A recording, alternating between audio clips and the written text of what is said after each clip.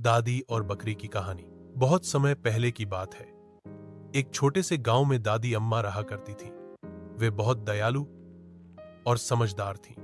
उनके पास एक बकरी थी जिसका नाम था गुड़िया।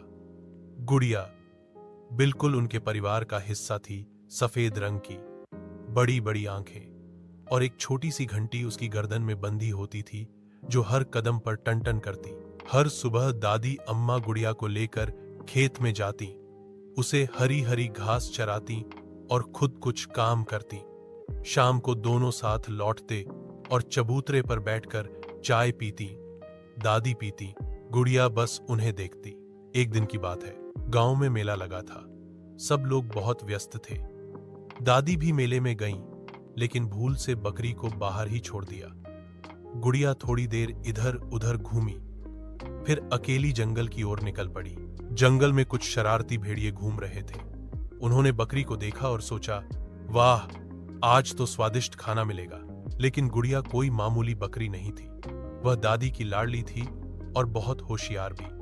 उसने झट से एक तरकीब सोची। वो जोर जोर से बोलने लगी, मैं दादी की बकरी हूं, जिसने मुझे छेड़ा उसकी खैर नहीं। भेड़िए हौंस पड़े, बोले, अरे, एक बकरी और धमकी दे रही है। उसी समय गांव के कुछ बच्चे जंगल के रास्ते से लौट रहे थे। उन्होंने बकरी की आवाज सुनी और पहचान गए कि ये तो दादी की गुड़िया है। उन्होंने तुरंत शोर मचाया, गुड़िया जंगल में है, चलो दादी को बुलाओ। कुछ ही देर में पूरा गांव पहुंच गया और भेड़िए डर के मारे भाग गए।